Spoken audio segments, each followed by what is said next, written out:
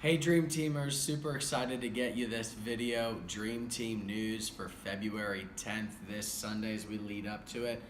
Want to start by apologizing for not getting the news video out to you last week. You could probably still hear maybe a little bit in my voice, the remnants of the flu that I had last week, a whole lot of not fun. So praying that everybody stays healthy. I know it's been going around, praying health and wellness over everybody.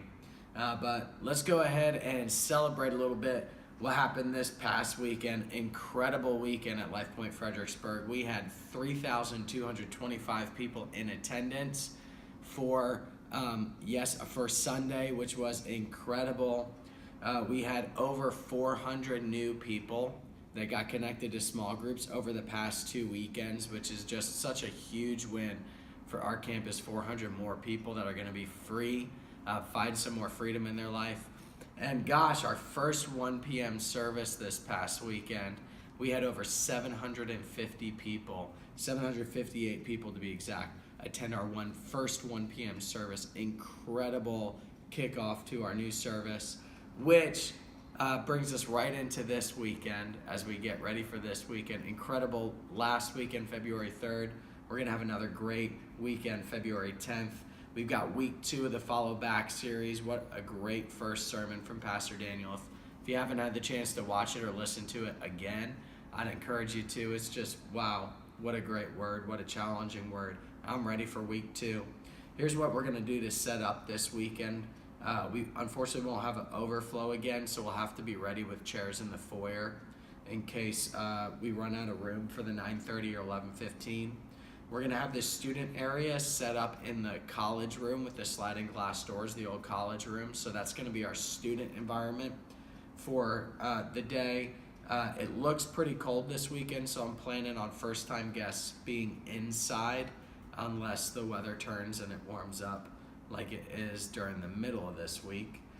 Growth track will happen in the multi-purpose room. We'll have 5 tables set up in there for that, and really excited for what 1 p.m. is going to do for growth track. And then coffee and seating will be in the foyer like normal. So we will have some seats that are already there for people to sit in if they have to watch service. For the auditorium, once again, offering for our ushers, offerings going to be at the doors at the end of service. So be ready for that at the sides and at the back, especially during the 9:30 and 11:15.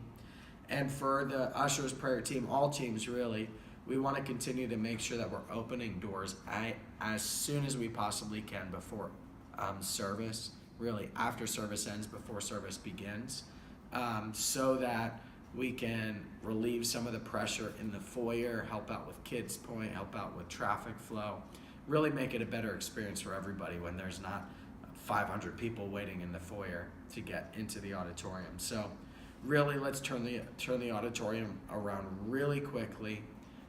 Like I've said in the past, I'm okay with people coming in while we maybe wipe off this platform just to help relieve that pressure. And so that's this weekend. Here's a few things just ongoing, some news that I want everybody to be aware of, and some of it ties in. First, we got to make sure we keep the momentum up for the 1 p.m. What an incredible first week, 758 people. Just to give some perspective, our last 5 p.m. the weekend before only had 397 people. We almost doubled the service by moving the time. And so that's an incredible start. We got to keep that momentum going though. So make sure if you saw somebody at the 1 p.m. this week, man, talk to them about how you're excited to see them at 1 p.m. again. If you know people that attend 11:15, talk to them about how exciting the 1 p.m. is, and it is just a little bit less crowded than 11:15, so maybe they can make the move. Really, I'm excited for what it's going to do, so let's keep that momentum. And for 1 p.m. teams, what this means is that you're going to have to adjust. It's not going to feel the same as the 5 p.m. anymore. There's going to be more people there, and so you can't do things the same way.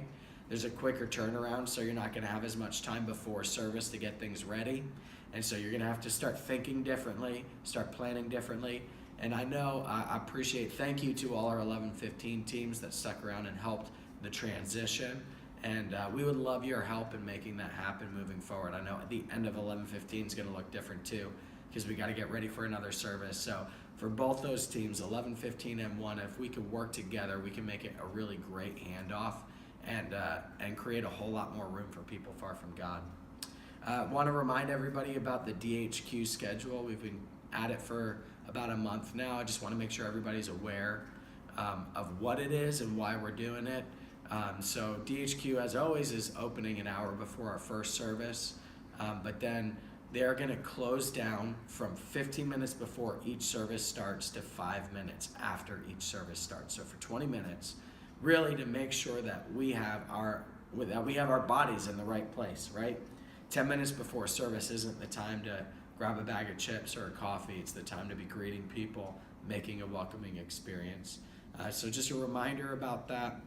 I think it's going to help our campus flow even better, serve even better. And so thank you for adjusting well. I appreciate your flexibility, and I'm excited for what it's going to do for us.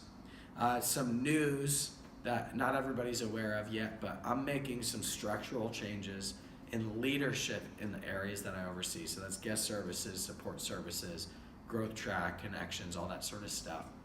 And so we have a new level of leadership that I'm adding in. It won't really affect the dream team at all, and it probably really won't affect the team leader too much, other than you'll see them more consistently. But I'm going to have a level I'm calling coordinators. I'm going to have 5 coordinators that are going to help me oversee all the areas. And so what's going to affect people the most really is that we're going to have Douglas Raydoy. If you know Douglas, he's an incredible person and a great leader. I'm excited for him to step into the role of coordinating a week for me. So what that means is he's going to oversee all the A-week guest services teams. And on A-weeks, he's really me. He's the campus director.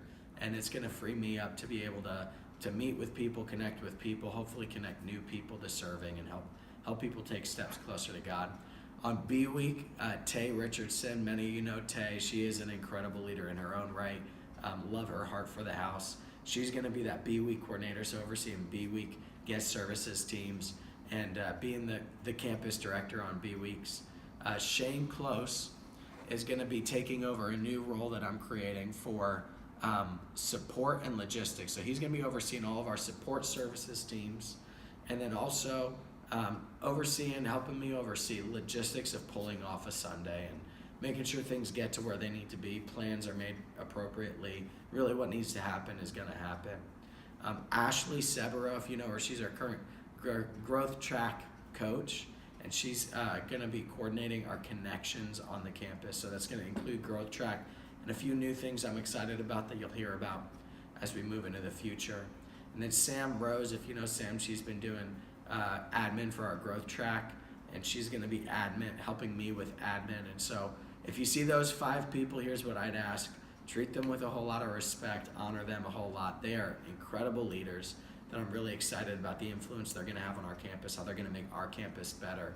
Treat them as you would treat me. So if they give you kind of some instruction or some coaching, or receive it as if I was giving it to you, because I have a whole lot of trust in these people. So I'm excited about how God's going to use them.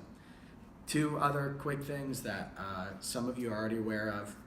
One, we're starting another practice, a new practice of clapping leading into service. You might have heard me doing it, but for the 1-minute countdown leading up to service, what we want to do is clap with the beat. And I know this might be a stretch for some of you. We want to have good rhythm. But it's just a great signal that service is starting and help people kind of move into the auditorium for a strong start to service. And then a save the date, something to put on your calendar. Tuesday, March 26th, we're going to have a team night where we're going to invite all Dream Teamers from the entire campus to come together, where we're going to cast some vision, worship together, talk about Easter and what's coming up, and really where God's taking our campus. So excited for that. One note that I want to make for leaders, you're going to hear from me and the coordinators over the next few weeks. Be looking at your rosters on CCB. I know from check-in we've had some people added to wrong rosters, and so take a few minutes. If you see anybody on your roster that shouldn't be there, they're not on your team, or they haven't been on your team, send me an email with their name so I can make sure your roster is correct. And then as we go into this weekend, as always, I want to give you, there's 3 things. I've given you a lot, but I want to give you 3 things just to keep at the front of your mind. One, let's work together to make 1 p.m. successful. If we make that service successful, if we make those teams successful, our campus wins. So I think we're in a season where we could focus on 1 p.m. success. Two, this is a great season to be talking about Growth Track. A lot of people are thinking through, hey, how can I improve my life? We're still at the beginning of the year. People want to make positive changes. Growth Track is one of those changes. So let's talk about that with people. And three, here's something that I think we just can always remind ourselves of, is how precious time is, and specifically with serving, timeliness. I know that a lot of our teams want to get together 45 minutes before service starts, just as a way to rally, pray with one another, make sure we're all on the same page and working in the same direction. And so for all Dream Teamers, I think that's a goal that we can have. 45 minutes to an hour before service. Get there an hour before so you can grab some coffee, grab a snack, and still get in your meeting 45 minutes before and ready to serve 30 minutes before. I think as we focus on those sort of little fundamentals like being on time, it's the small things that make a big difference. Well, I'm excited for this weekend. Can't wait to serve with you again. Excited to see what God's going to do. Love each and every one of you. Have a great week.